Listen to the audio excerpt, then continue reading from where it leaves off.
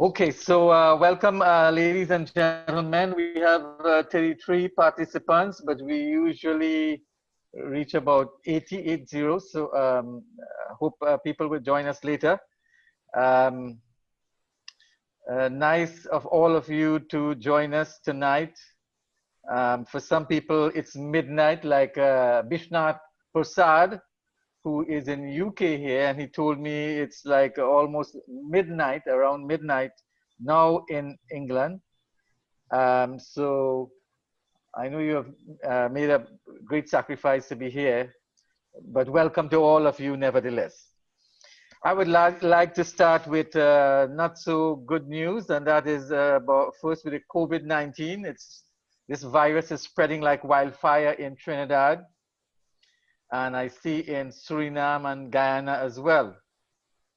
In Trinidad and Tobago, the government is now forced to issue tickets, so there's a penalty for those found breaching the public health ordinance, especially those who are not wearing face masks in public spaces. The other bad news is the passing of Ustad Jan Rampasad Ramkilawan of Suriname. He was the father of singer Chris Ramkilawan of the Baitak Ghana fame, well known in Trinidad.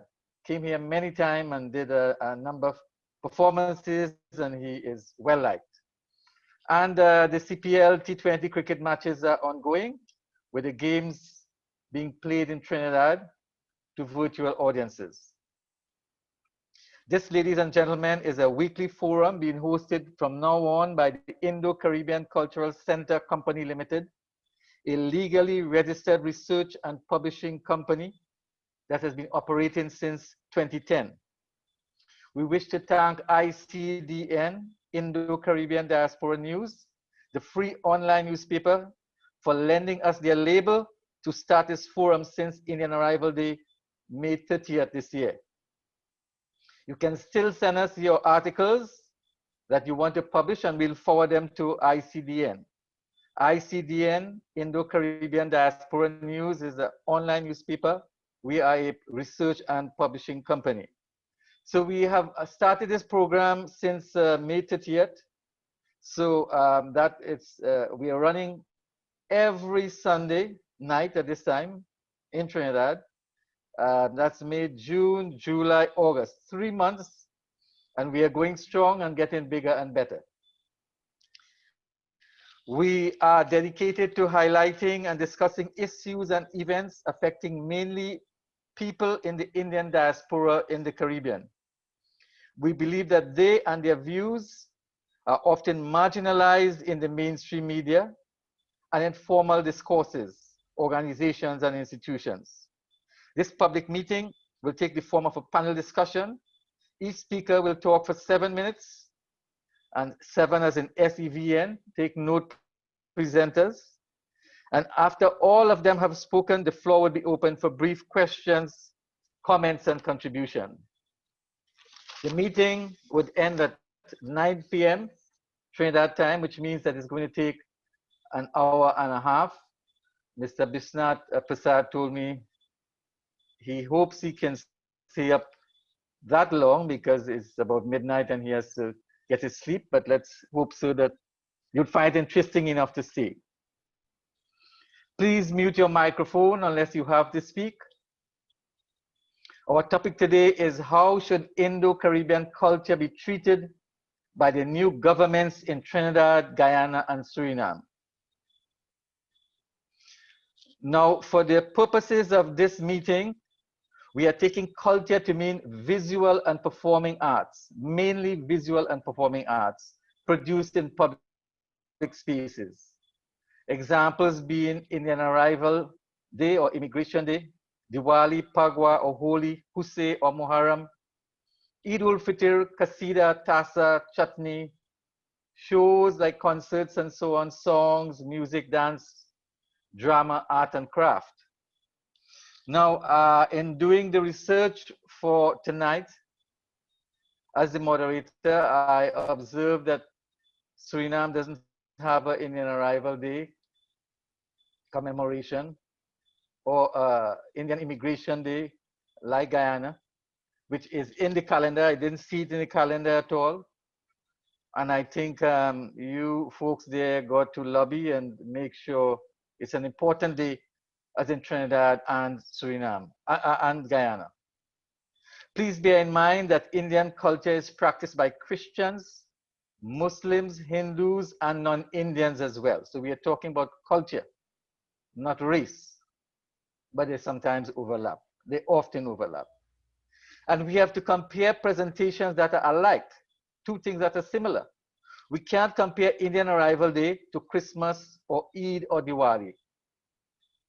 Indian Arrival Day has to be compared with African Emancipation Day. They are both historical commemorations, not religious holidays. And if we are talking about government's treatment of Indian culture, then the funding that goes to Emancipation Day must also go to Indian Arrival Day, the same amount. We are looking at government's treatment of Indian or Hindustani culture, as they say in Suriname, in specific countries. By treatment, we mean funding and representation.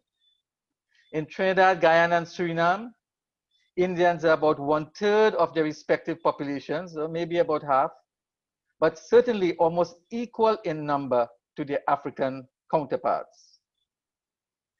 In this meeting tonight, we are not looking at the private sector treatment of Indo-Caribbean culture.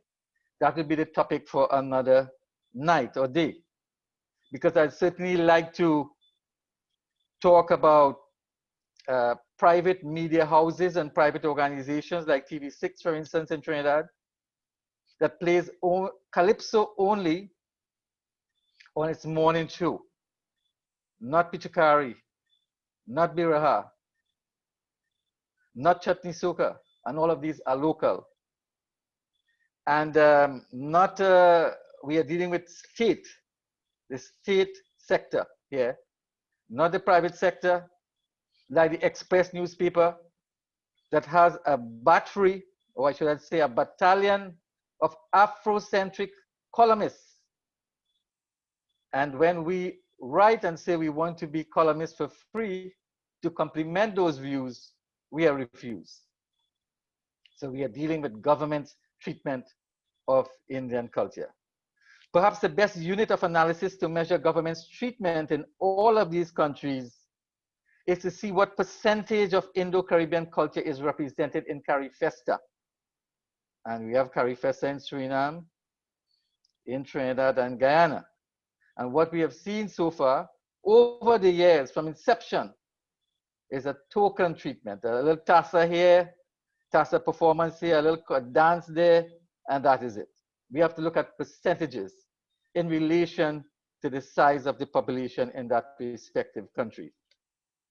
Ladies and gentlemen, let us bring on our first speaker, Dr. SAT BALKARANSINGH, who is a policy, strategic, and program planner, author and performing artist, and a former senior public servant in the government of Trinidad and Tobago. I think he's well placed to speak on this topic because he comes from, or he represented both ends of the spectrum as a performer and also as a policymaker.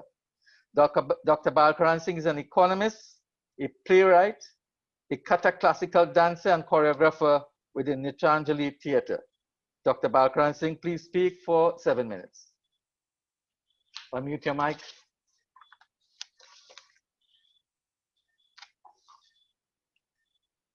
Unmute your mic, Sat. Yeah. It's right. Yeah, go ahead. Thanks, Dr. Mahabir, for inviting me to be part of this evening's program and to be a speaker.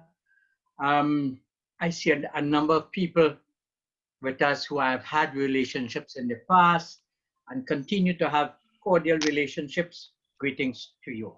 I would start with Trinidad and Tobago. The crisis that the country finds itself in, and where does Indian culture, Indo-Trinidad culture fall into this?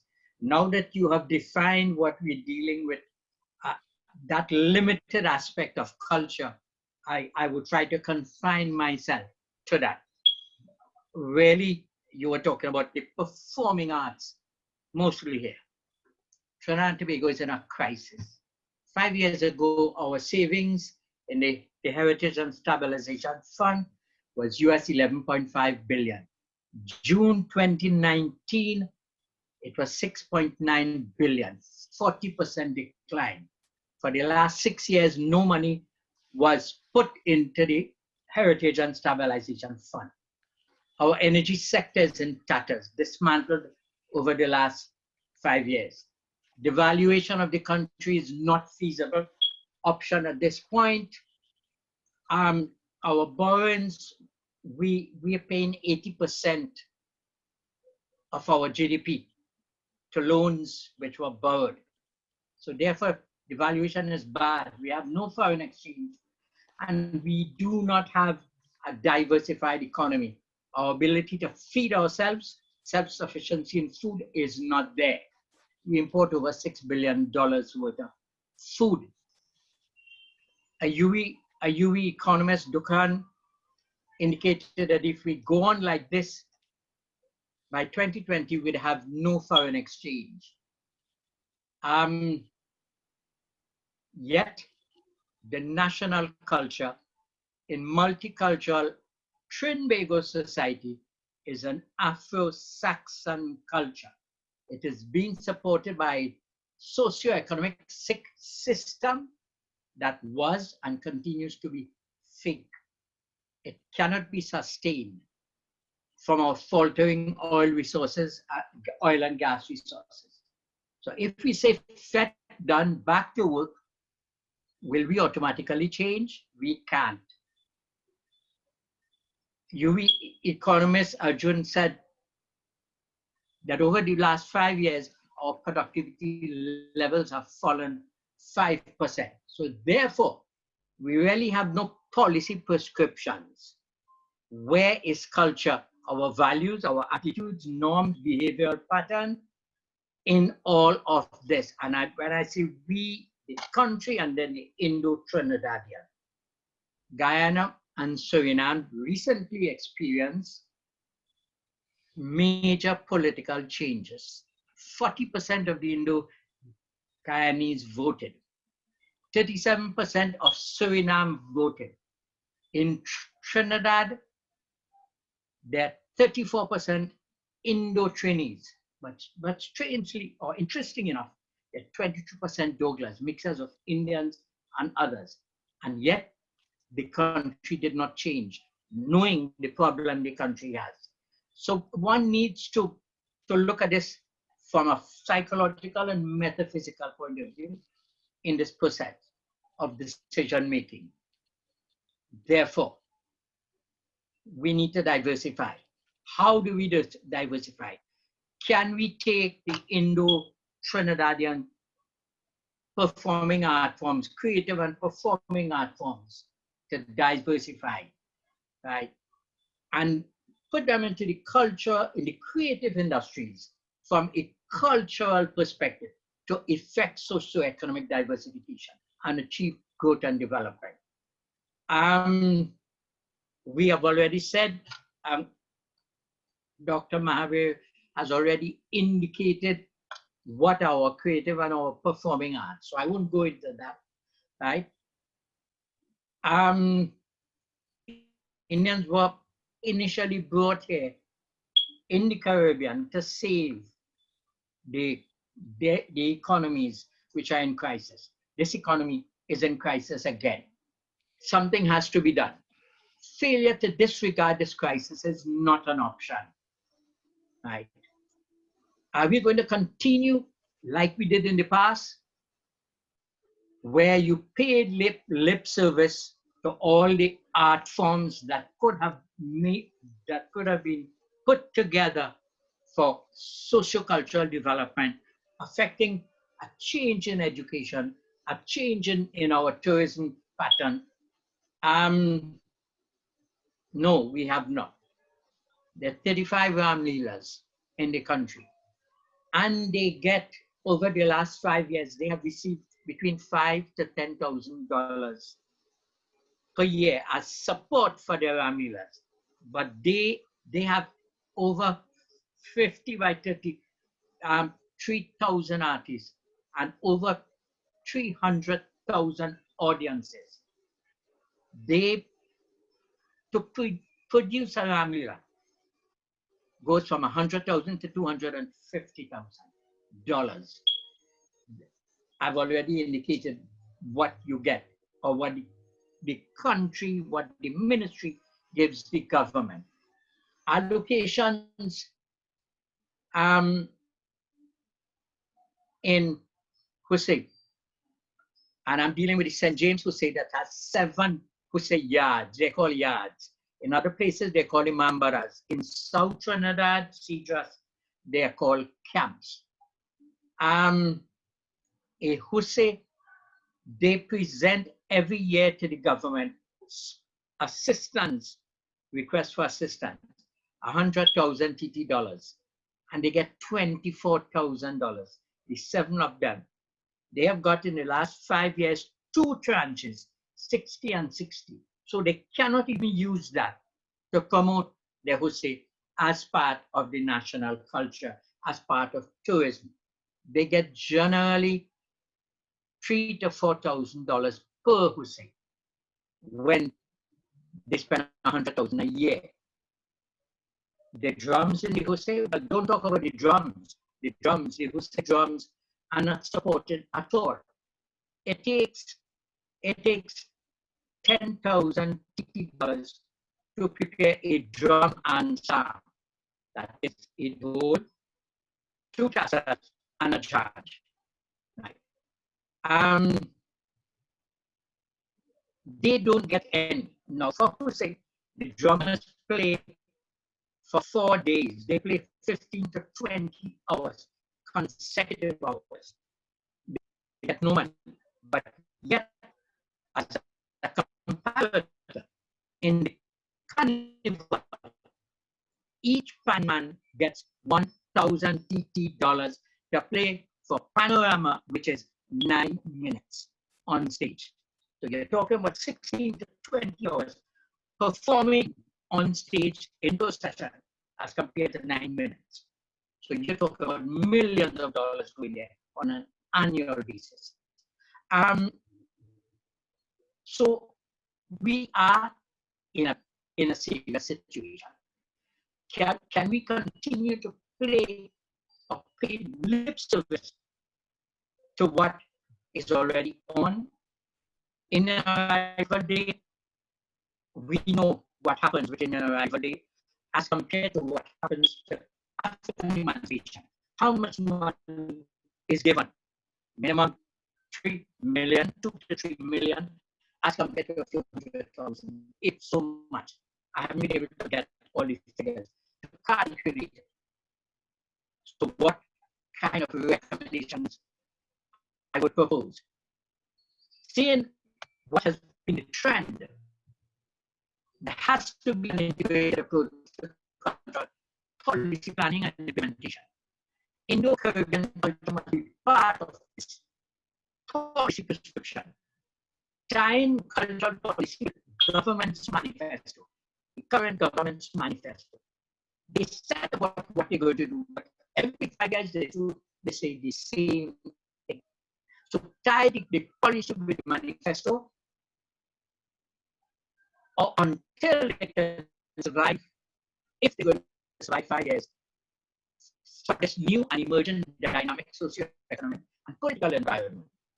Establish a national foundation for the arts or a national commission on culture with clearly identified strategy and annual work plans, resources and management capability to affect the cultural diversity in the development process. Introduce equity in resource allocation. That's what the National Foundation or the Culture Commission would be responsible for doing. Introduce an annual Indian food festival. Food has become a very major thing, tied in with the creative and performing arts.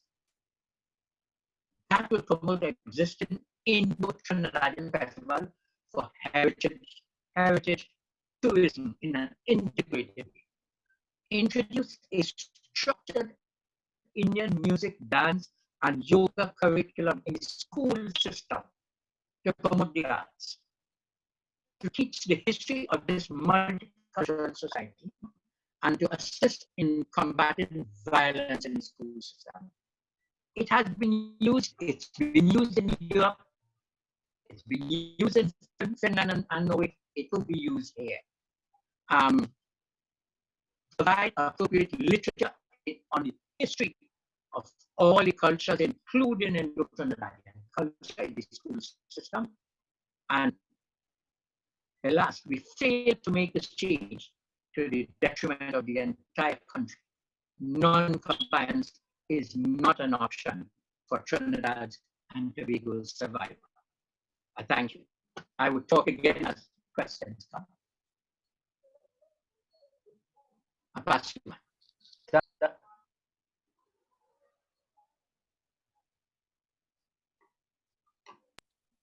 Thank you very much, Dr. SAT.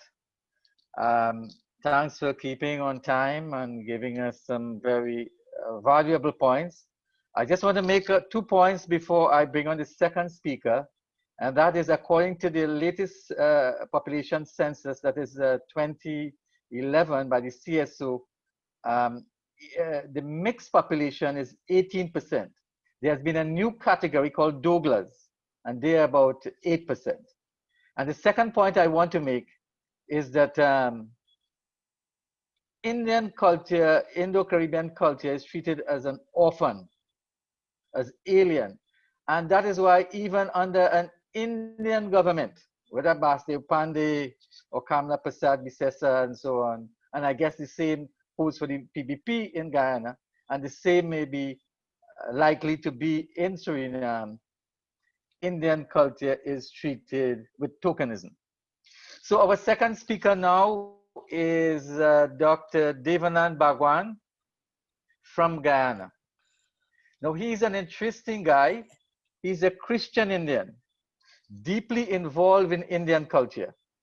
He's a former geographic information specialist who was born in Guyana, but who has lived for 18 years on 3 continents. He reads, writes, and speaks 3 languages, which are English, French, and Hindi. He's married to an Indian national, and their son, Deepak, who was born in India, plays the tabla, the dholak, the harmonium, and saxophone, and sings in English, Hindi, and Punjabi. Dr. DEVNAND BHAGWAN, the floor is yours to speak for 7 minutes. Namaskaram. Assalamu alaikum. So good to see all of you guys here. Fantastic. Before I start my talk, I just wanted to say a special hello to the people of Suriname, because I met one Surinamese man.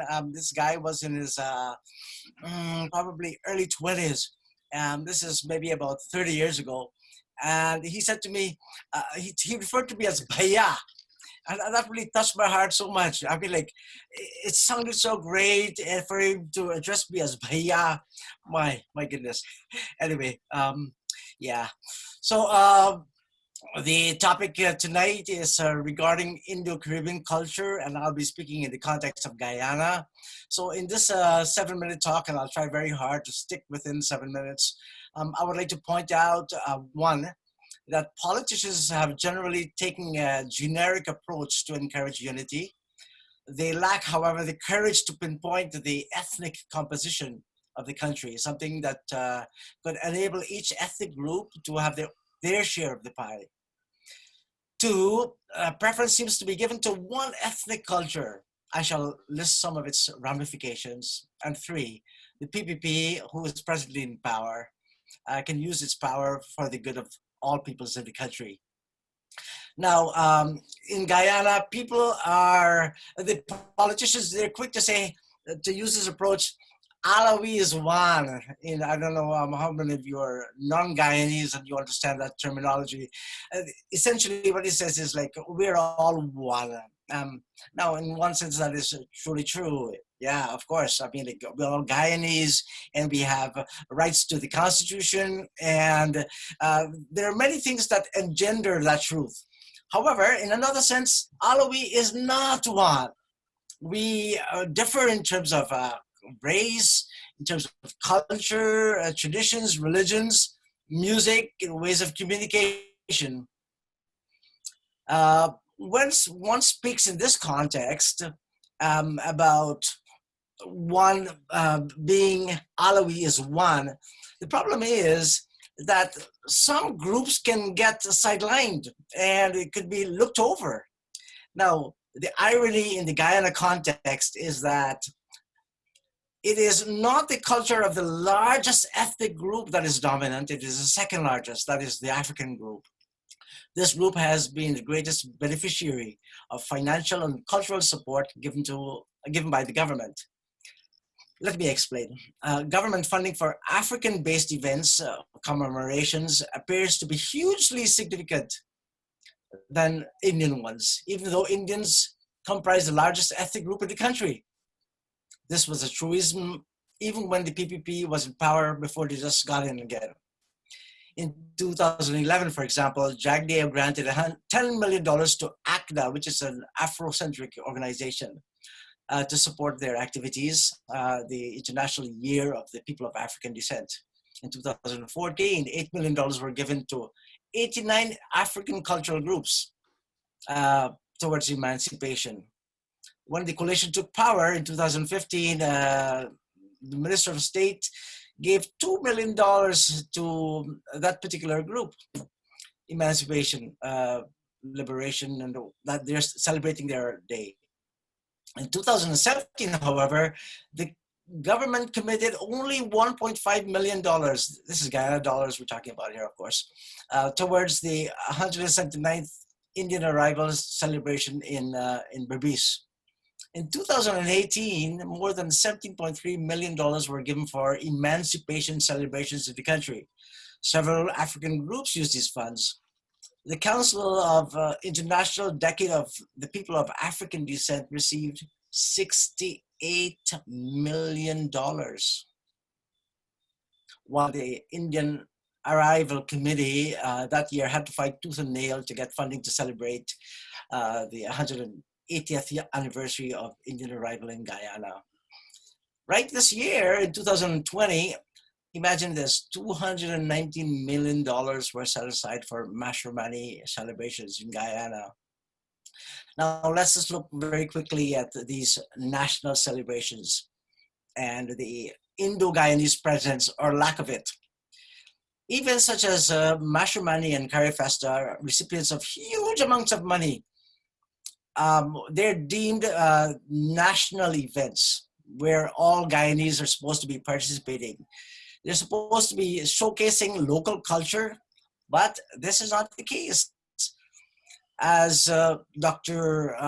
Mahabir had inferred, these are African-oriented celebrations depicted by the performers' music, their clothing, their cultural expressions. Indian culture, Indian music are either on the back burner or totally absent. Such absence reminds me of my experience as a high school student. When I studied West Indian history, there was hardly a reference to Indians in Guyana and Trinidad. And in my book, The History of the West Indies, there was absolutely nothing, no mention of any Indians whatsoever.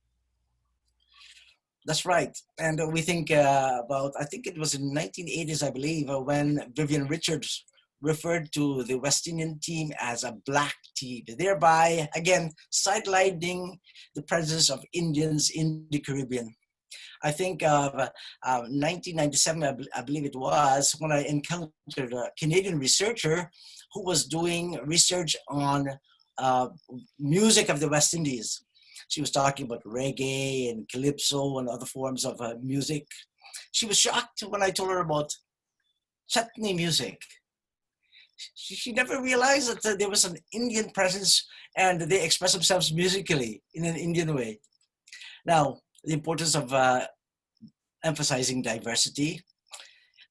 While it is very important to underline the concept of oneness, to undergird unity in the country, it is also important to express that there is a plurality society that exists in the country.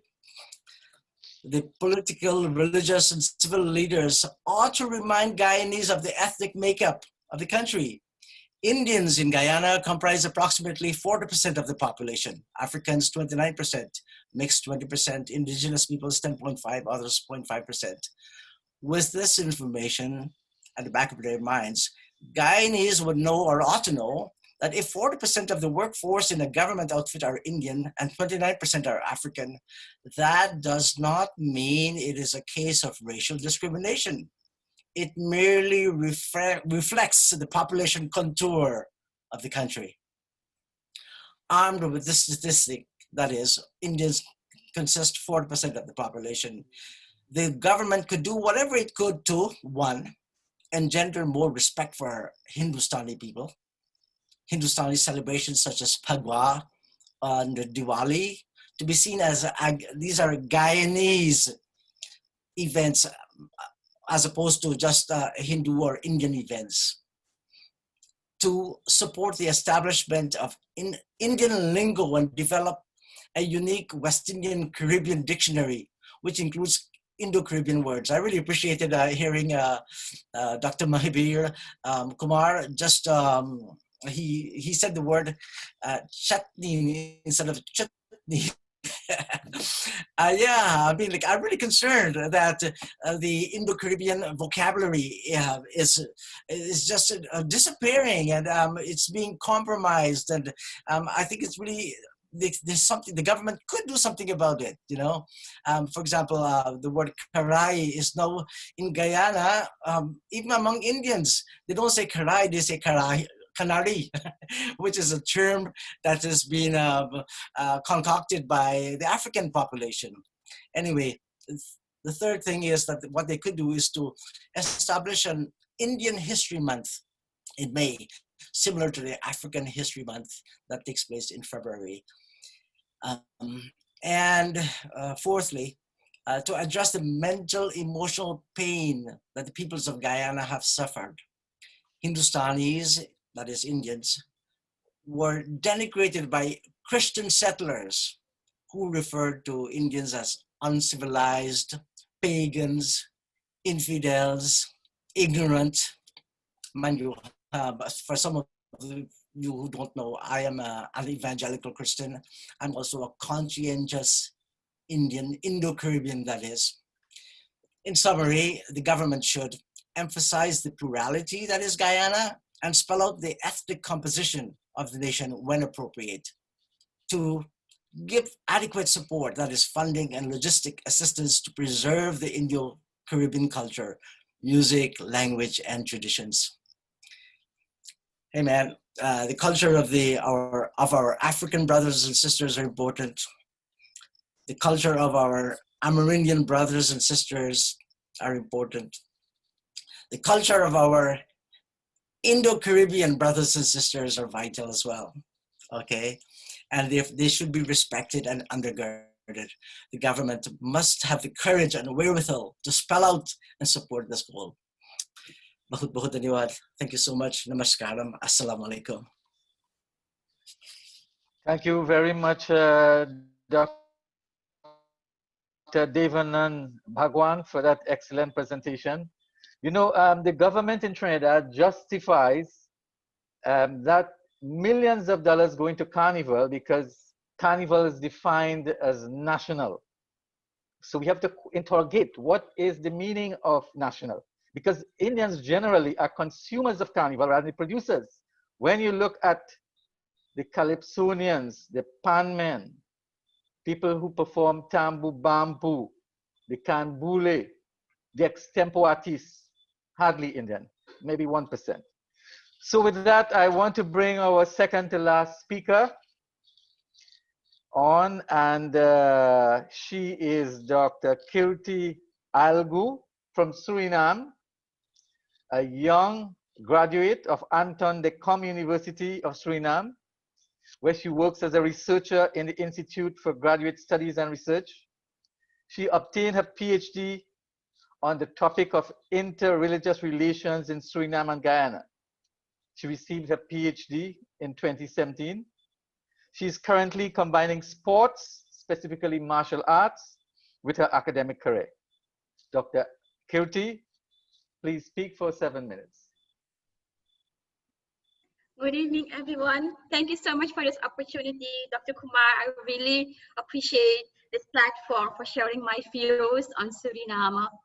And I must say, when I heard the speakers, it really makes me think about my research, my master thesis on religion in Suriname and Trinidad, which was 10 years ago, 10, 12 years ago, and then my PhD study on Suriname and Guyana. So I have a strong feeling, empathy for both countries, and this is a very good platform for exchanging ideas about Indo-Caribbean culture. But allow me to differ a little bit from the scope, because Dr. Kumar asked me to focus on the funding aspect of Indo-Caribbean culture, especially in the context of government policies. But due to the lack of time for doing an extensive research, I could not produce those figures. But I will try to touch on certain topics. My presentation for today will focus on two issues. First is, how should we perceive cultural policies today within the context of a political transition and an economic crisis? And then the second is, how should we develop a national policy, cultural policy that brands our Indo-Caribbean culture? Now, let me first start with the cultural policies in general. As you know, we have a political transition. It is after years that we have a political party in power, which used to be predominantly Indian based. And the hardest challenge nowadays is that since this party is in power, it has to make some promises true. During the political campaigning, the ruling party, which is the VHP, claimed to be a multi-ethnic party, which means that it has the power and the ability to facilitate all ethnic groups. We must say that considering the problems we had with the previous group and the promises made by the VHP during the political campaigning, many other groups, non-Indian groups, expect that the VHP is able to develop a policy that is balanced in terms of ethnicity. And this is exactly what the government should take into consideration when it has to develop cultural policies. It means that when it's going to allocate resources, it has to be aware that it can trigger public expectations in a negative way. So what I'm trying to say is that when we have to develop these policies, the government has to deal with the political context. Another point the government has to deal with is more or less similar with what our friend in Trinidad said, is the economic crisis. Suriname suffers from a huge economic crisis, threatening basic sectors such as healthcare. So considering these two aspects, what are the possibilities of the government to allocate financial resources in general for culture? Having said that, I'm now moving on to the second issue. What can we do? I would say that the government, it's an idea I would like to discuss with you, is that the government develops a cultural policy that is able to brand the cultural diversity with focus on income generation and sustainability. In the case of Indian culture, a strong strategy should be looked for that enables us to explore our potential for cultural industry under supervision of the government. For instance, what are the effective ways to market traditional medicine, art, food, music? I recall that a few months ago, there was a program on the television by some female young entrepreneurs who were making bara and chutney, and especially chutney. And they said, you know, we are a small group, and we would like to export our product, but we lack the resources. So when you are looking from a perspective of cultural industry and you see chutney as part of the Indian culture, you can develop strategies as a government to invest in those profitable branches. So my argument would be, as a government, invest in the most profitable branches in your policy. As I said, in developing the national cultural policy, the government should look at the aspect of sustainability. I think it was last weekend when we had the World Indian Diaspora, where many colleagues held interesting presentations, and some of the presentations dealt with traditions that were facing challenges, such as music. When I talk about sustainability, the aspect of sustainability in developing cultural policies, I would say look at policies that preserve the Indian culture that are threatened with extinction, such as the Nagara. We have this I think that there are some groups, not many, promoting the dance by the males and the specific drum. And on many events, during many events, the cultural leaders said that we have to maintain that tradition. So the first aspect as a government, I would say, preserve those traditions, give them the financial resources. And the second part is invest in events that have a strong impact on intercultural connections. And you can look at Indian holidays which promote art and performances, such as Phagwa. We have very popular Phagwa festivals in Suriname, and I think for the past few years there is a special event. It is hosted by an entrepreneur, and it's very popular outside Suriname. But those events are like marketing objects for the Indian culture. Another thing is Christmas and Eid-ul-Fitr. But let me focus on the Indian culture, since we are talking about that. The Indians have, in total, if we just look at that aspect, we have 4 holidays. We have Phagwa, we have Diwali, we have Eid-ul-Fitr, and we have Eid-ul-Adha. And if you take the Christian group as well, then we have the first Christmas, we call it the second Christmas. In Guyana, we call it Boxing Day.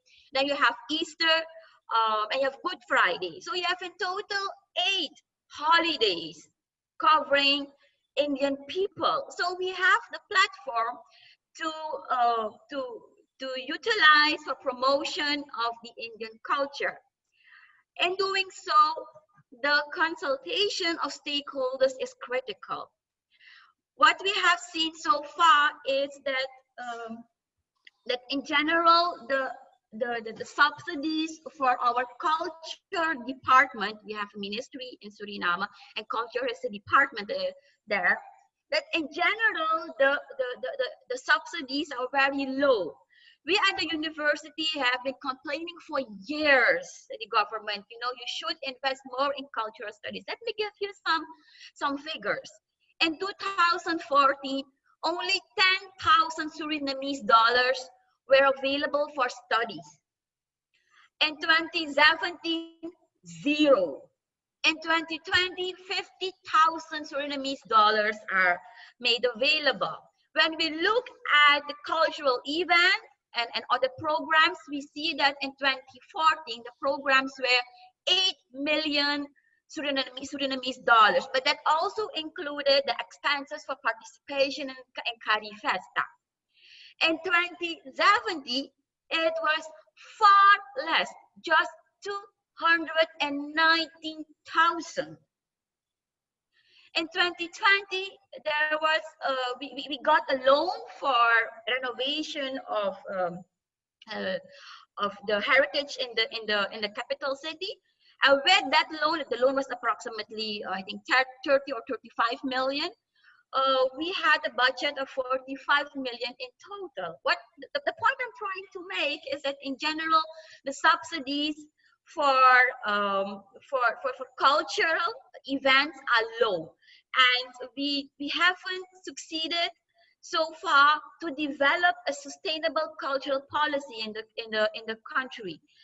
However, I must say that maybe unlike or slightly different from Trinidad and from Guyana, we don't have that strong sense of being marginalized as an ethnic group.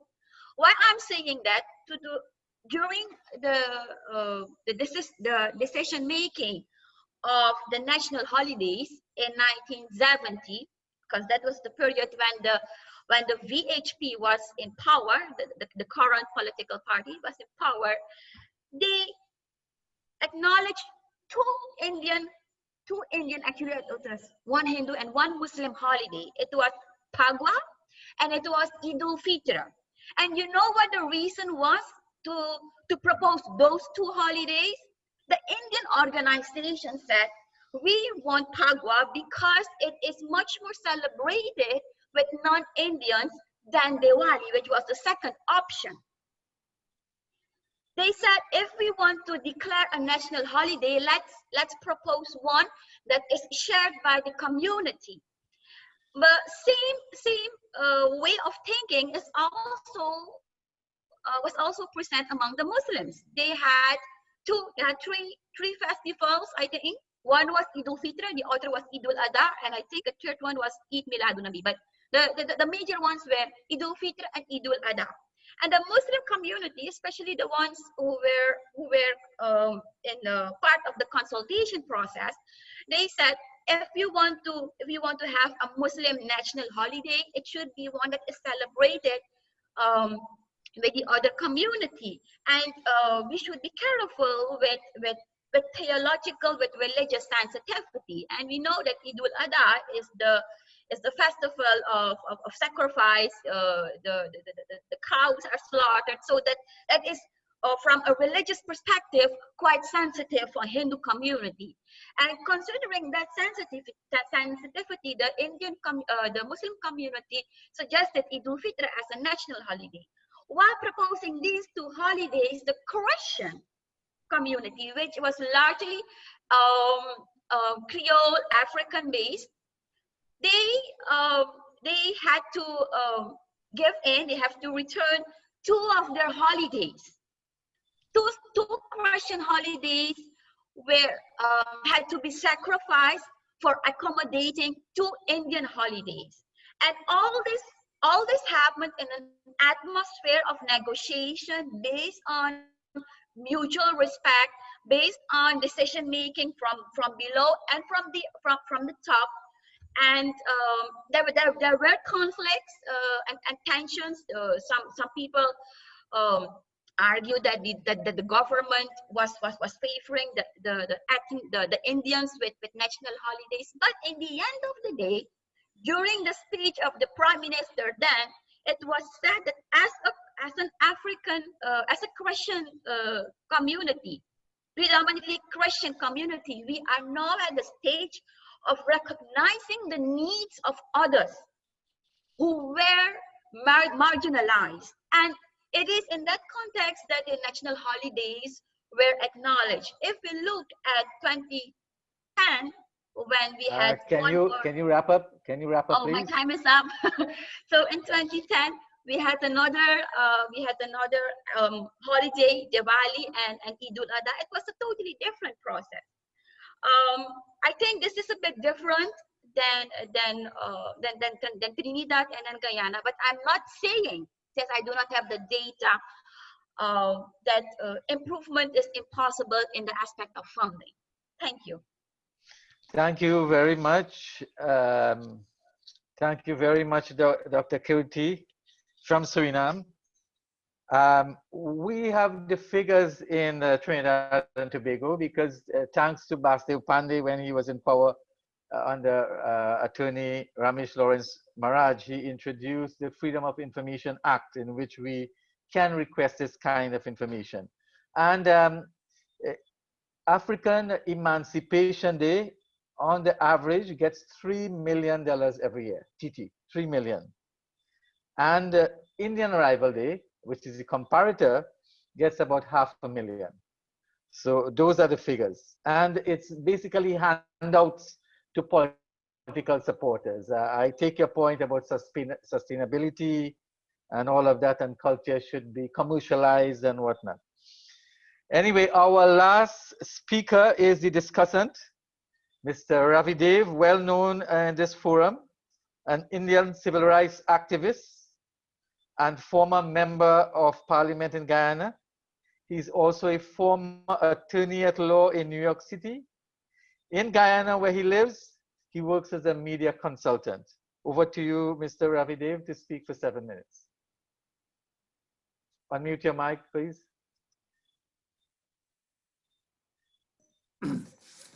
Right, yeah. We follow Dr. Bhagwan and say Namaskar, Assalamu Alaikum, peace, grace, and hope. It was my trademark remarks when I had my programs on television some time back. But this day, my task as a discussant is to tie these remarks together and put it in a particular perspective so that we can have our questions take into consideration where we're coming from. It was Karl Marx, I believe, who said that man makes their history, but not in circumstances of their making. So I want to put the circumstances into which we have found ourselves to be on this cultural question. As SAT said, culture is, of course, a wider concept. In teaching about it, we talk about the 3 Ps, the PPP, the perspective, it gives a perspective. There are the practices, and then there's the products. And tonight, I think we're talking about the products in terms of art and all that we can produce out of it. And unfortunately, it can also be commercialized, which some people brought to our notice, and we just can't dismiss. But that's another, I think, a question for another day. As we've discussed in previous programs, one of the things we really have to appreciate is that we are all colonies. And we, in that colonization process, we were forced to accept, by and large, the metropolitan culture. So whether it's English culture in Trinidad and Guyana or Dutch culture in Suriname, that was the major culture we were supposed to gravitate towards. Each colonial power had different perspectives, whether you were supposed to assimilate, like the British do, or the Dutch, which has a concept of pillarization, where they accept that kind of separateness, and you can go along with that. And I think that's part of the reason why Suriname has a much more, a much less polarized situation in matters of culture, and even in politics to a certain extent. So the thing is, after independence, as Eric Williams of Trinidad said, 2 races have been freed, but we have not formed a society. And he very self-consciously embarked on forming that society. He lived in Woodbrook, a section of West Port of Spain. And if you were to study the history of what became national culture, it all comes out of that little enclave in West Port of Spain called Westbrook. You had from that area, it was upper class in the beginning. You had the French Creoles and others, but you had the middle class Africans who gravitated there. And even the lower class who went there would aspire. So you had Eric Williams, who would go on to be an island scholar. You had C.L.R. James. And interestingly enough, you had Vidyan I. Paul. So when he writes about Miguel Street, he's talking about Lewis Street in Woodbrook. So what happened out of that enclave when Eric came back to Trinidad? In constructing what became national culture, he took all the forms out of the lower class African art forms. So you had calypso, which was looked down upon. You had carnival, which was really declassed, was seen as very vulgar, was seen as very rambunctious, and the French Creoles wouldn't touch it with a 10-foot pole. But what happens, as in all cultural forms, that culture from the underclass is then taken by the middle and upper classes, and it is polished up. And that is what, in a very self-conscious way, Eric Williams accomplished after 46, when he returned to Trinidad. So if you look at a simple thing like the Little Carib Theater, a dancing theater by McBurney, she was brought back to Trinidad, having studied in New York, and founded that dance school, encouraged by CLR and Williams. So all of those practices, calypso and all that, they then were polished up out of that class in Woodbrook and put on the national stage when Eric became Prime Minister of Trinidad and Tobago. That became Trinidadian culture. So Eric would rail about those that recalcitrant minority who did not only didn't vote for him, but who were not national. Because by the time of the Federation, and by the time of the political independence, the contours of that national culture were defined. So you had national culture, which was Afro-Trinidadian culture, as defined by that elite, and given their imprimatur. And then you had Indians, that recalcitrant minority, defined as an ethnic group. And Indians accepted that. So you had sociologists and others who talk about persistence of Indian culture, as if somehow you were holding on to these backward vestiges and it was persisting. You see, so modernization had one linear trajectory. You had to creolize, and then you were seen as modern. And that is the situation even today in all these countries. And you see it even in Suriname. Even in Suriname, as we had that discussion in the politics, while Suriname is an easier mingling of the cultures, we heard that in the campaign that VHP ran, it was predominantly a Creole campaign. I would like anyone to tell me, just like in Trinidad or in Guyana, on these big, huge campaign rallies, there has never been an Indian chutney or Indian. It's not national. It is not national. And so we see Suriname moving in that same direction, because Eric did his thing in the 60s in Trinidad. In Guyana, Burnham did the same thing. When he took over power, he imported several black nationalists from America, and they did that, the Americanization aspect, but also look at what became matrimony. They imported lock, stock, and barrel. You couldn't say you had an indigenous pan originating from the ghettos. He brought it in and started matrimony, and you had to tramp, and you had to wind down, and you had to, or you were not national. And when the PPP came in after 28 years, which they cursed down Burnham, they avidly jumped into that.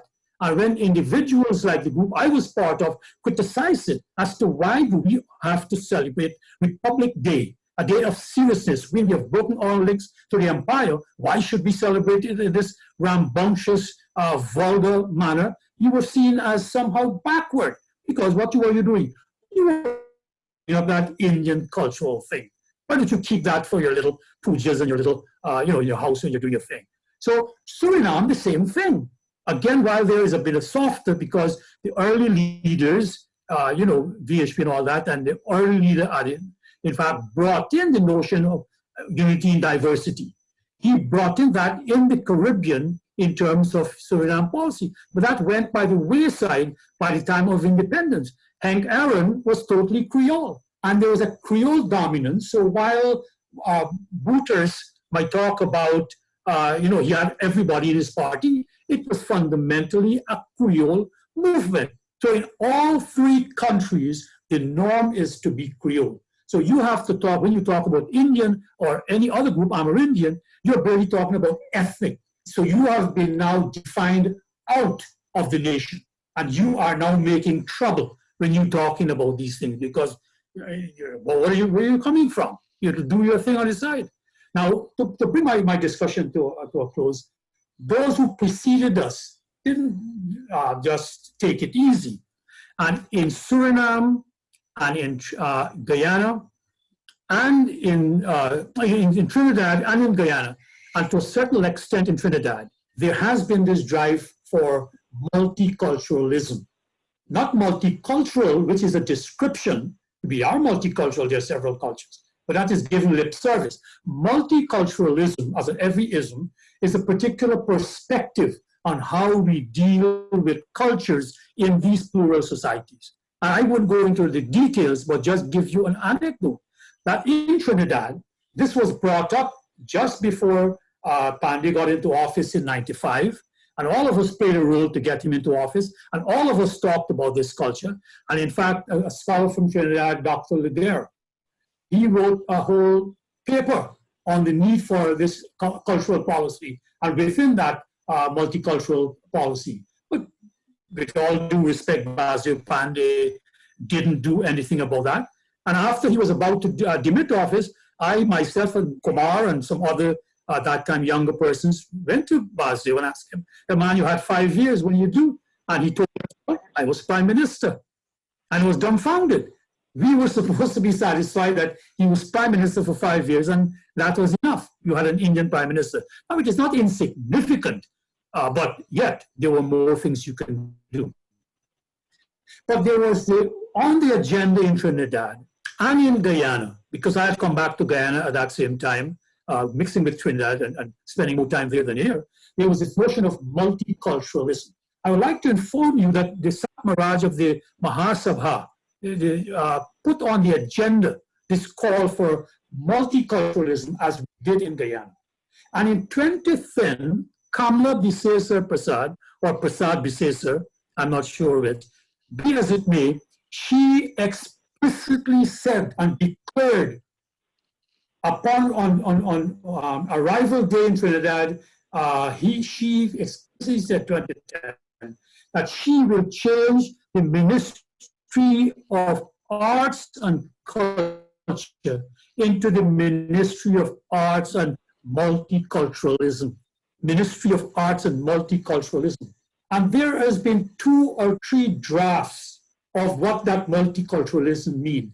All of what we are discussing here has been put into perspective, bringing into play what the developed countries have experienced through multiculturalism, but recognizes we have our own demands here.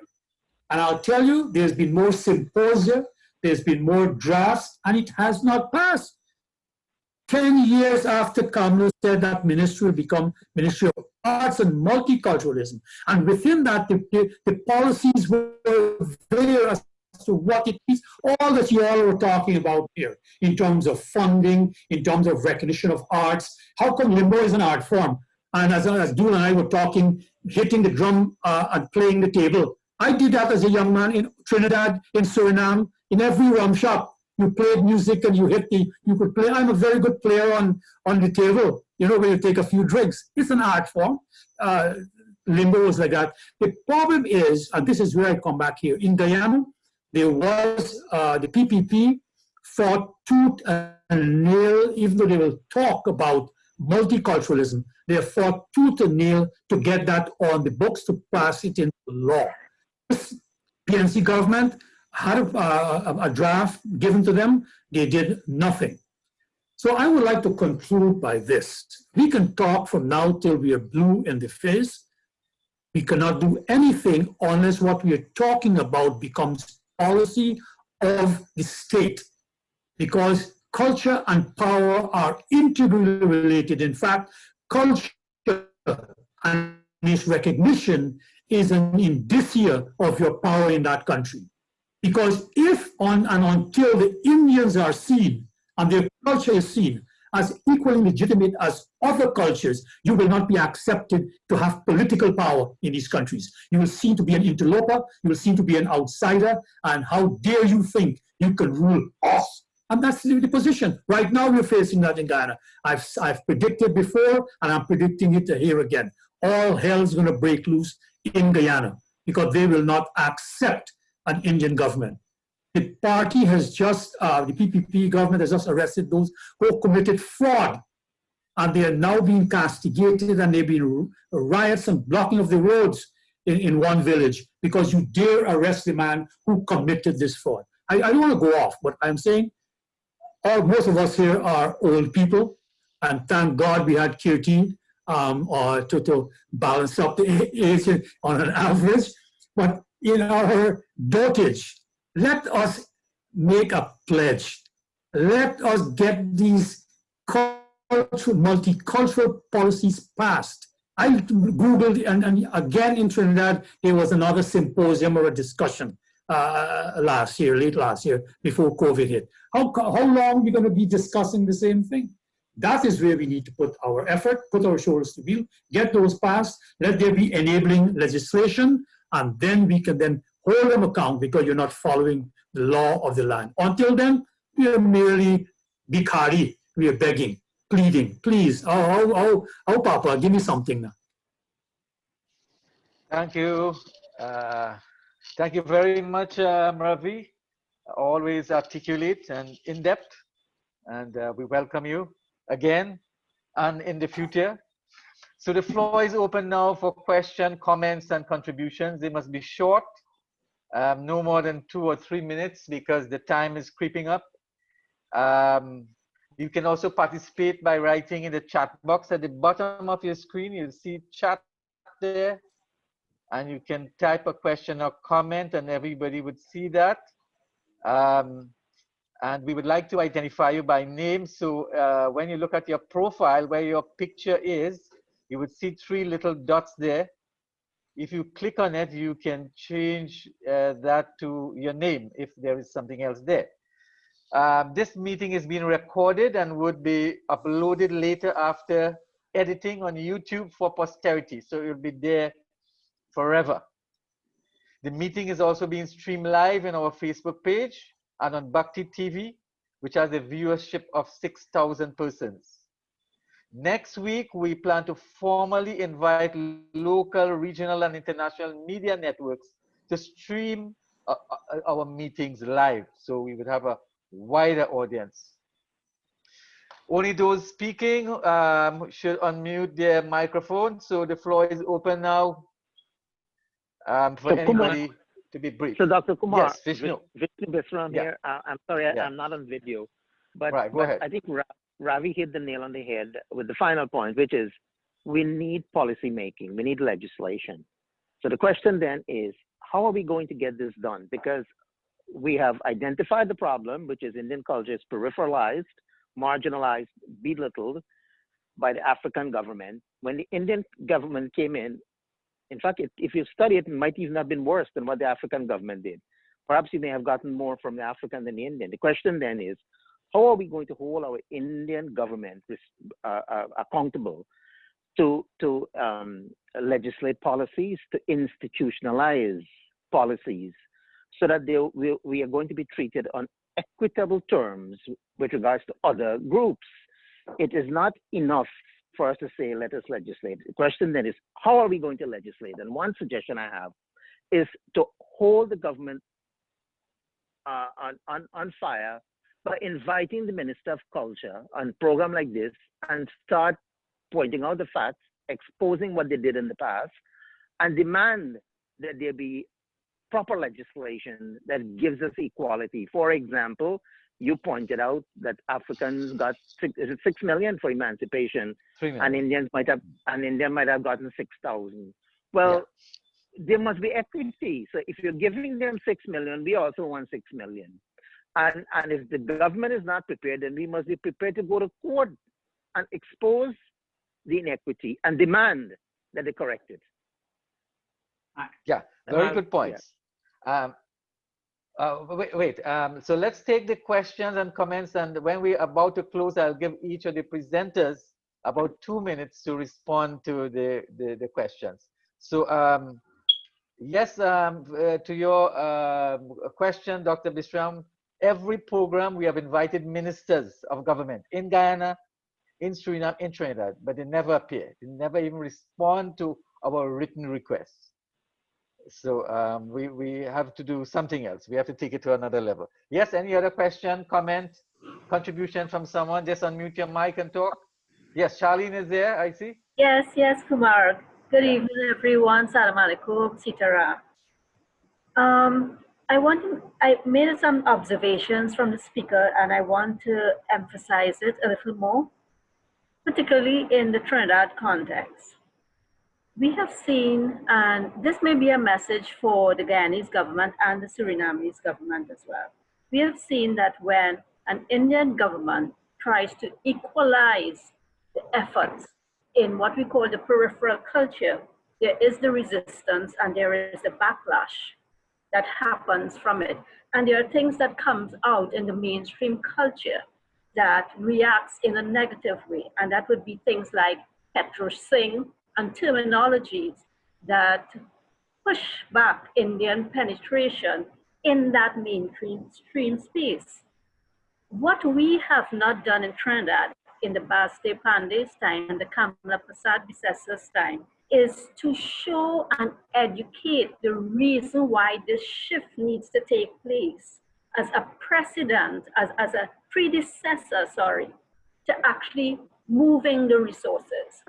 The mainstream culture doesn't fully grasp why the resources need to move, what it turns out to be, and the language gets changed in the end that the Indian government just saw about its Indian people, because all people are seeing is a movement of the resources, and they don't fully grasp why the resources need to be moved. And I'm talking about not those in authority, those that carry the narrative in the wider community. And I think that's something that we have to address. Once we are going to request the movement of resources, there must be enough of an education in the wider country, or whether that be Suriname and so forth. The second point I want to make is that when it comes... Just be brief, with your second point, please. There are two efforts in sanitizing, quote unquote, Indian culture into mainstream culture.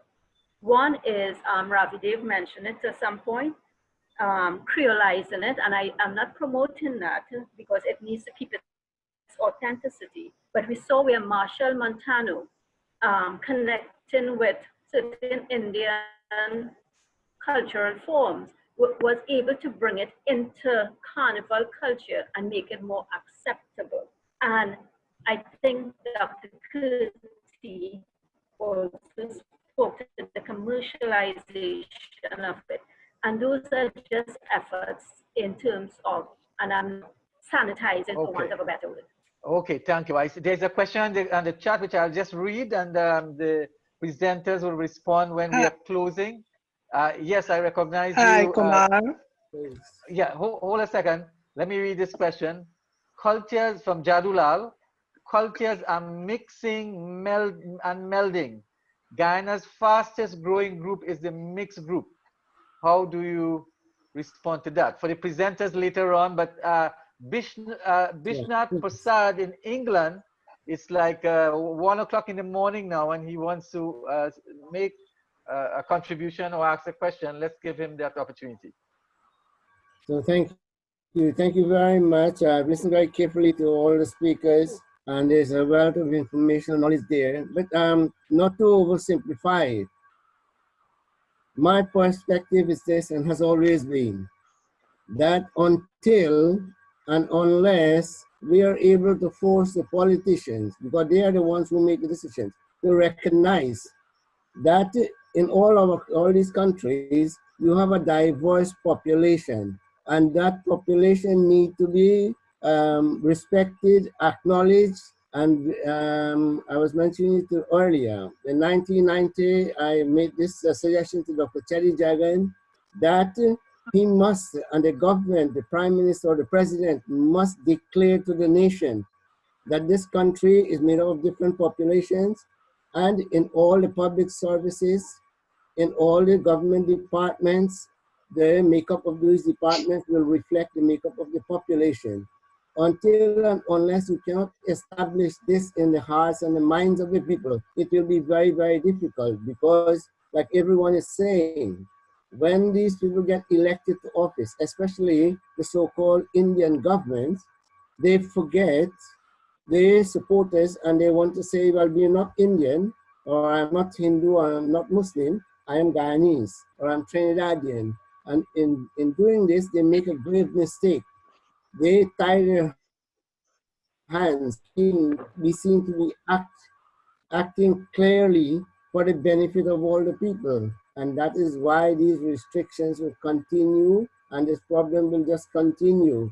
So what groups like this group and other groups like this should be doing is publicly in the newspapers, on the radio stations in Guyana. One thing I asked Terry Jagan to do at that time was to ensure that on all public broadcasting systems, yes, each diverse group must be given respective time. In Guyana, for example, the Indians in Guyana, whether it's Muslim or Hindu, you have such a tiny program time, if any, on this national broadcasting network. So as a result of this, the Indian people don't feel that they have a platform. They don't feel that the government is actually promoting them, supporting them. And therefore, they just, like I think Ravi mentioned it, that you ended up being, you know, either you go to the mandir or you have a little group, you go to the mosque, and that's the culture. And no effort is made by the government to actually come out publicly and support. A group like this, that is what we should be doing. We should be making these politicians realize that we are not going to sit quietly by and let this thing continue, because that's what's going to happen. Ravi ji, he just mentioned it. In Guyana, that's the danger. It's going to happen in Guyana. The question was about how the government in this country. Mr. Prasad, I just want to finish here, yes? I just want to finish here. The question was that how should Indo-Caribbean culture be treated by the new governments? On the assumption that now in Suriname, you have an Indian government, in Guyana, you have an Indian government, and we were hoping in Trinidad that you will also have an Indian government. But the only way to get these people in politics, in government, to act is to put pressure on them, and that's it. Thank you very much. Yes, okay, thank you. And I know you've made a sacrifice to be up at this wee hours of the morning. Yeah. And I think I heard a female voice. There was somebody else who wanted to ask a question. Just unmute and ask your question or make your comment quickly. Somebody wanted to speak?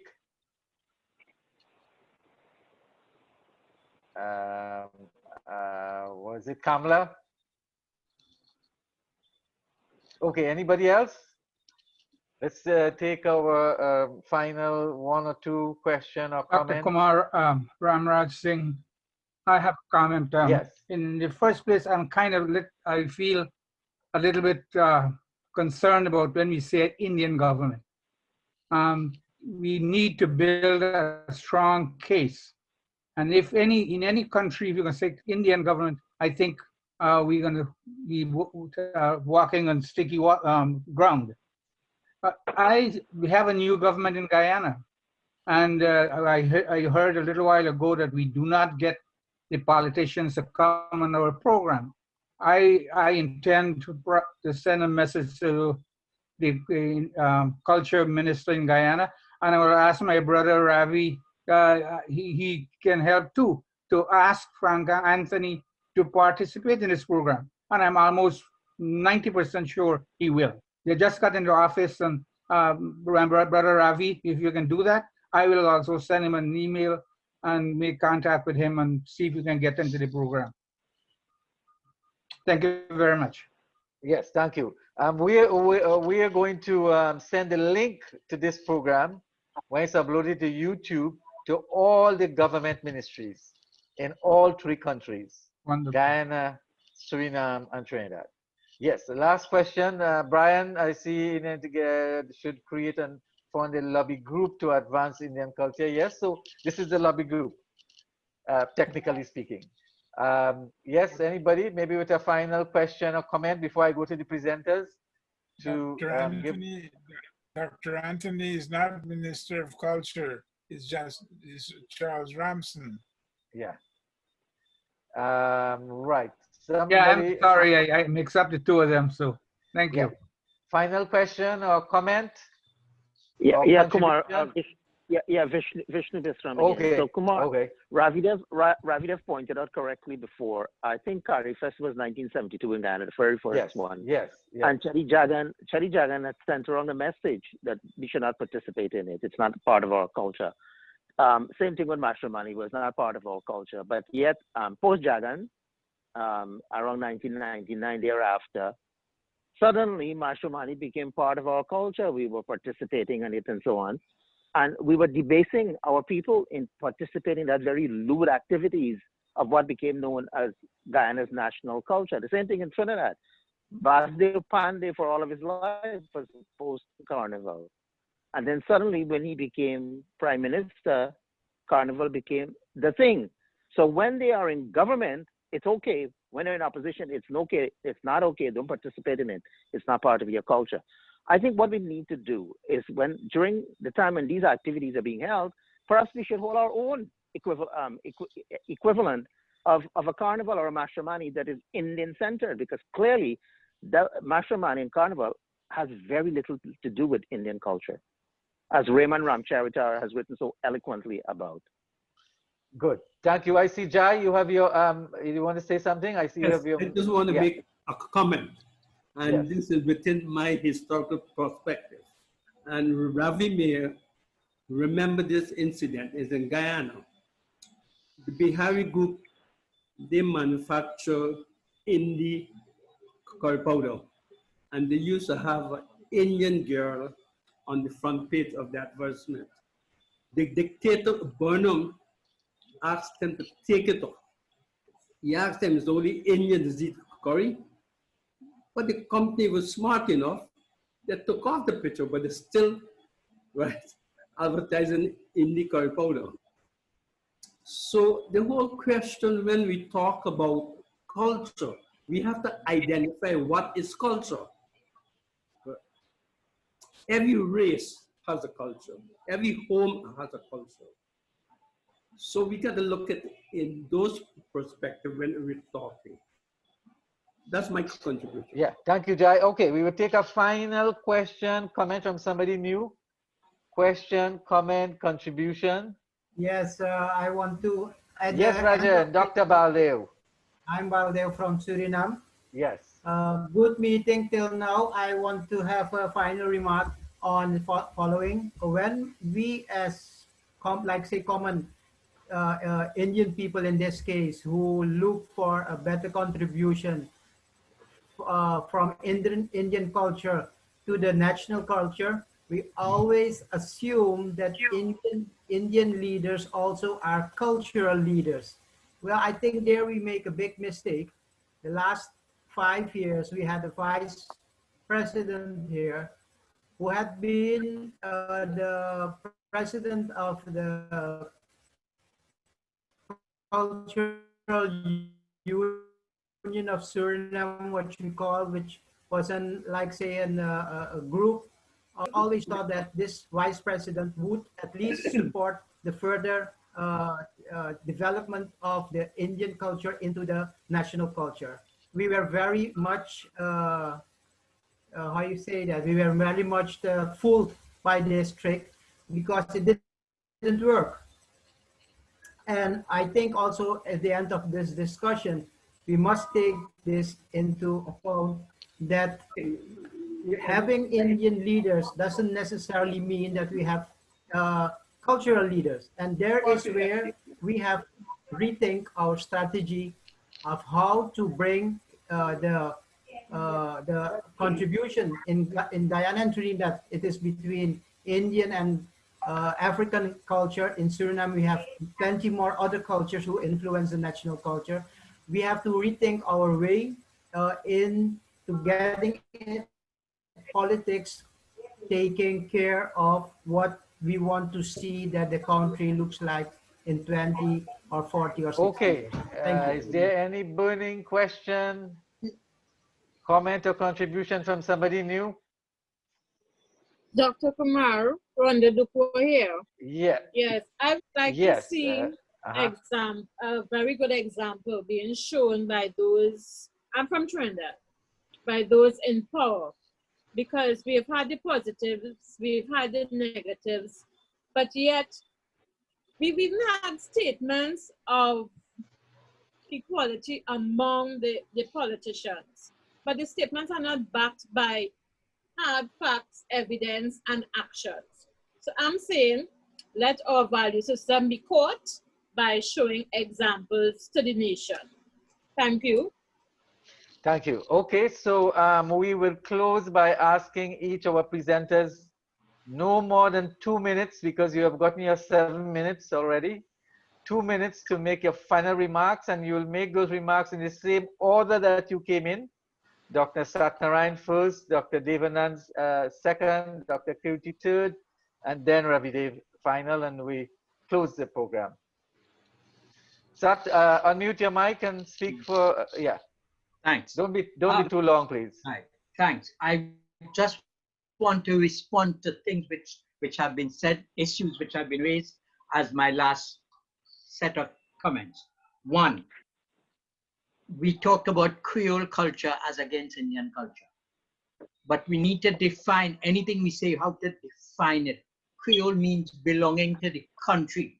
And if you have belonged to the country for more than 3 generations, whatever culture you would have had would become Creole culture, right? So we need to understand where we fit into that and how we have to redefine it as one. Policy. As permanent secretary once in the Ministry of Culture, I have written policies. A policy really is a philosophy. A policy framework is strategy and action plans, but with resources, human and financial resources. Invariably, they write on paper, but they don't give you the resources, and therefore it could not be implemented. Last year, for CARIFESTA, I asked the question because I was on the panel dealing with policy in CARIFESTA. And since 1972, they don't have a policy for Caribbean culture, nor each country have a policy for culture for themselves. That came out of the discussion. The third one, right? In 1999, at the request of Mr. Pandey, I wrote a document on a national commission on culture, trying to address all these issues. He took it and he said, when I come back in power. Of course, we know what happened after that. So it hasn't been done. And still, there's no foundation or national commission to really put these things together. The last one is the culture ministry. We can talk as much as we want about culture and implementation, but the culture ministry, and I'm talking about Trinidad, is considered a soft ministry. The minister, the permanent secretary, and the planners are soft. Their views and their policies come way down the pecking line, and therefore monies and human resources are not allocated. So we have to recognize that, right? And they don't have the capability to go to cabinet to argue that. And the last one, population statistics on DOGLA. If you check CSO, CIA, IMF statistics, 2015-2020, you would see that the DOGLA population in Trinidad is 22 to 23%. And that is very significant because any development in politics in Trinidad, you have to take into consideration that mixture. 8% is other peoples, other races. So I think I can close with this. And yes, we need to lobby. We need to have a lobbying group. We need to take all the necessary actions to hold our governments. Don't think that Indian means Indian culture. Indian face doesn't mean it. It didn't happen in the last administration. It didn't happen in 3 administrations which were non-Indian in Trinidad, basically. So we really have to keep fighting and plugging on. But I think it's very important that the lobby groups themselves must form very strong attachments and lobbying capability to help their people, so that cultural prescriptions, even though we know that government resources are the people's resources, whether we get it or not, we are still developing our creative performing arts, our cluster development, and things like that.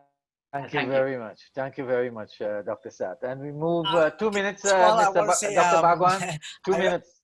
I have appreciated Jai's reference to that ad that was focused on Indians, which says something like, "Hey, Bojigal, hey, Bojigal, how are you cook for dinner?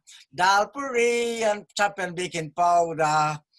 You know, I was a high school student and I just love listening to that. It did me so much good as an young Indian boy growing up. It was really quite significant. And I really appreciated the input of that entrepreneur, Edward B.B. Harry, to have had the gumption, the courage to say, hey, yeah, this is meant for Indians and I want to do it. Which relates to my second point in addressing Jerry Jailal's question regarding cultures mixing, and the ruling-based elites tend to be aloof about rural cultures. Now, I shall be speaking from a Christian perspective, one who's conscientious of Indian culture. And so, yeah, I've encountered this problem. You know, they think if you sing an Indian song, it's it is infidel, it is you're pagan, and you're way off, and it's all right.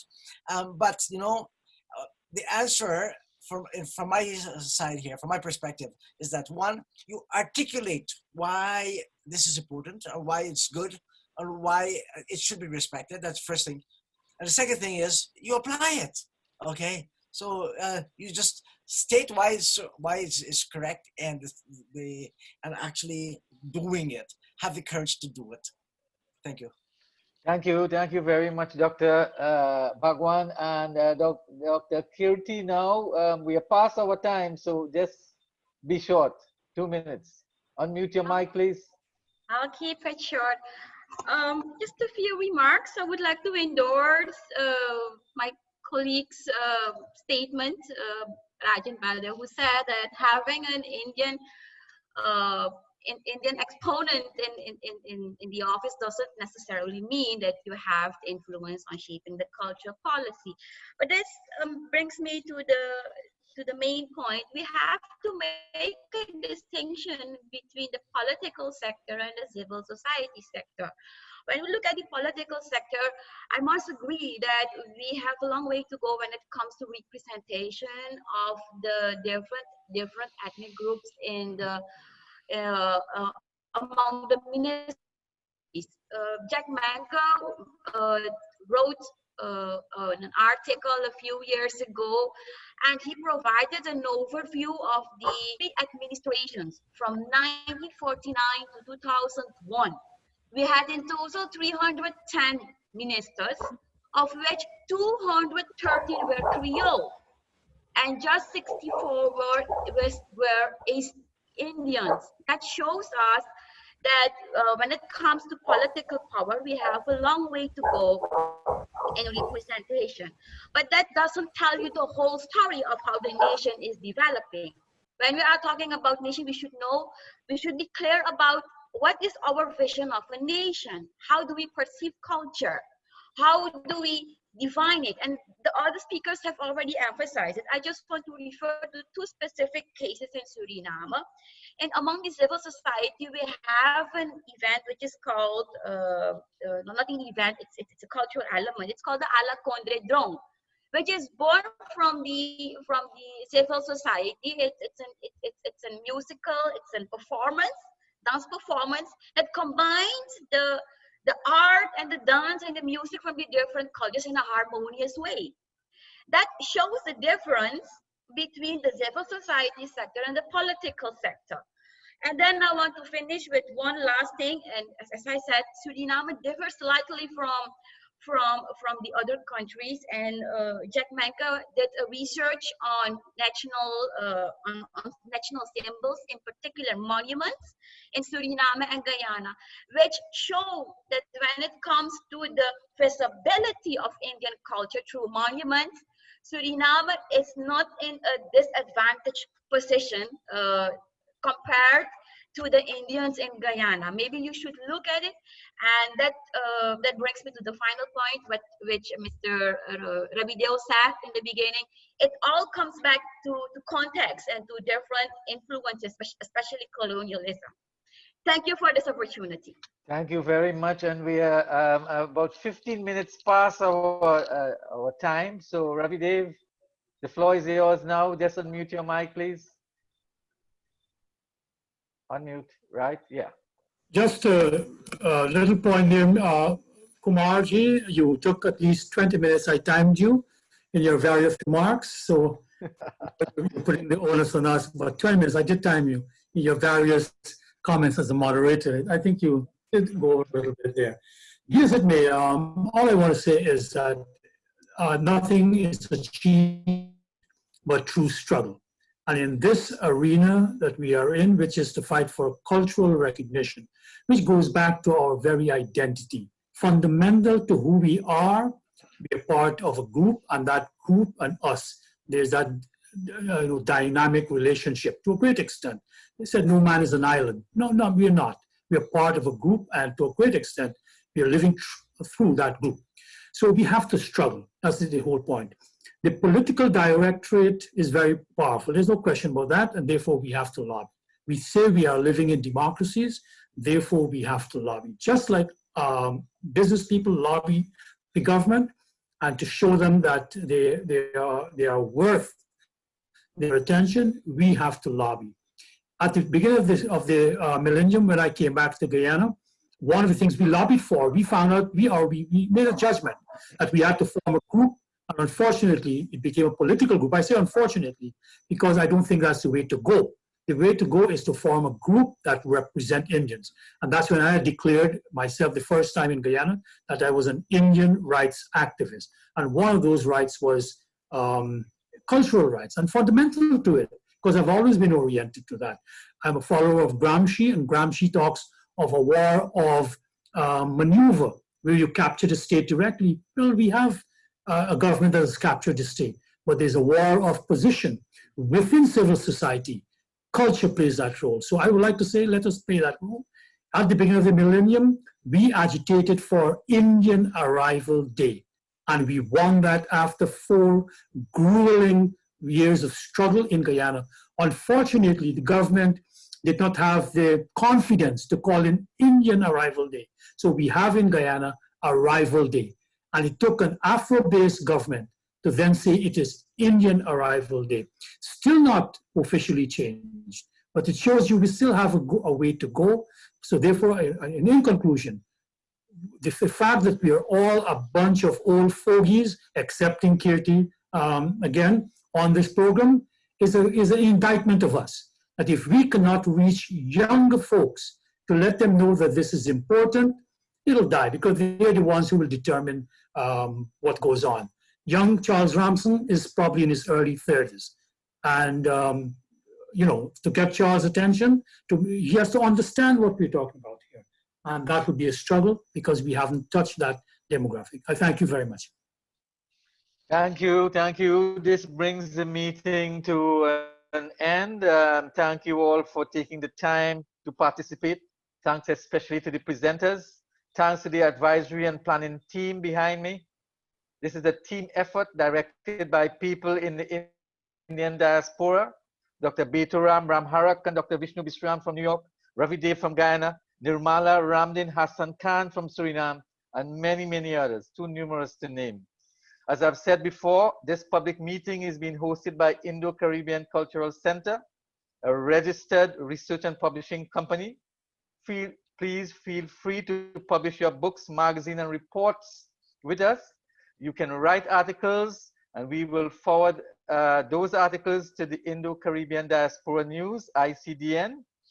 This meeting is held every Sunday night in Trinidad, that is, on a variety of topics.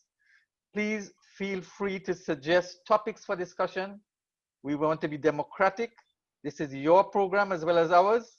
Suggest topics. If you want to offer yourself as a presenter, if you want to suggest a panel, please do so. You have our contacts in the bottom of the invitation that we have sent to you. And our tentative topic for next Sunday is racism by and against Indo-Caribbean people on social media. Seeing, analyzing, and resolving. This issue has come about because of the recent elections we have had in the three countries, and it is not only a struggle for political power, but also for ethnic power, because the parties are ethnic based. So do you want to be a speaker for this topic? Then contact us, please. If you do not hear from us by Sunday, or let's say by Friday, please contact us. We may have overlooked inviting you, and we want to keep you updated. We write an article on the proceedings like tonight, and we share it to all media houses locally, regionally, and internationally. So this is not the end of our meeting. Ladies and gentlemen, be safe. Enjoy the rest of the day or night or morning or evening, wherever you are. Take care. Until next Sunday, same time. Bye, and may God bless you all. Namaste. Namaste.